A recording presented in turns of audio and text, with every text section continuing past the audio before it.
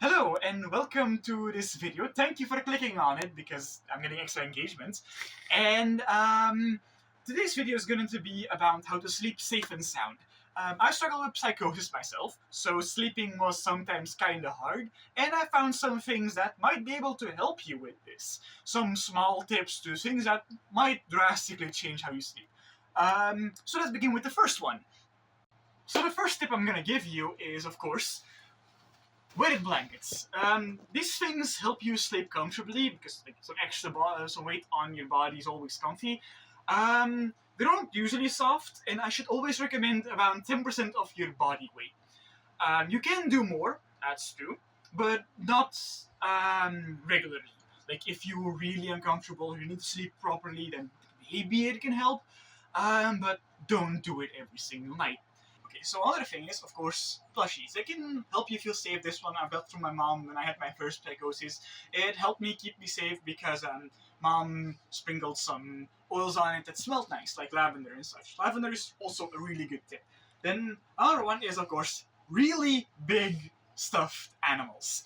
They can be easy, like to hug and cuddle, like having a feeling of somebody sleeping next to you, which can be comfortable for some people. It is, yeah, the general idea is that like weighted blankets and like big stuffed animals is like that you have the idea someone is holding you and keeping you safe, which is for most people quite comfortable. Okay, so another big tip is, of course, comfy PJs. Okay, so it is really oversized. I don't know where I got this one. My niece got it for me as a Christmas gift because my sister already had one with like pink and red peppers on it, which I was really jealous of because it looked amazing. And it was just really comfy and big. Like I could fit two me's in this. It's maybe not in the color, but like you get the gist. It's also really soft on the inside and outside, so if there is someone you're actually cuddling in sleep, that's also really nice for them. Another handy tip is to do something relaxing before you read, like reading a good book, something not too exciting, because then adrenaline will shoot up high, or something with an unfinished story, because then you'll want to sleep probably thinking about this. Something that is like just something filler, something not too important. I've got this book. It's about Fae. It's a magazine from England that is a bundling of all those pages. Also, a really nice silver cover, and it's really to protect the bond against Fae and such.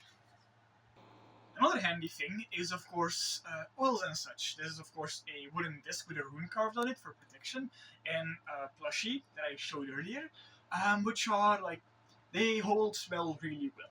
And of course, oils and such will hold these even better.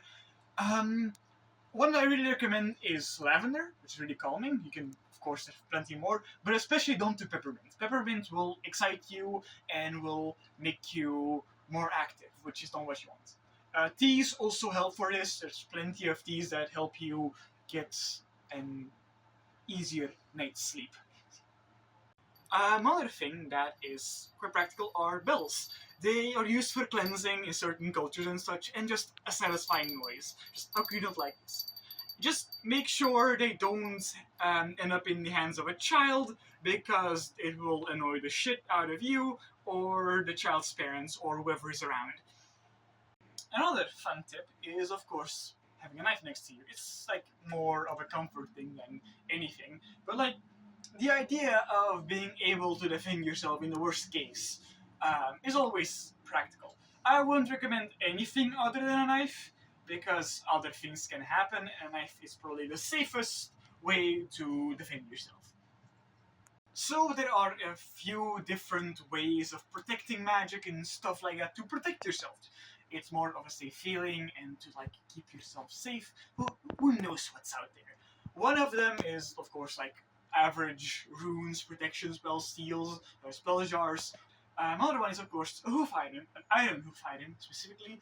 It should ward off against poltergeists and Fae.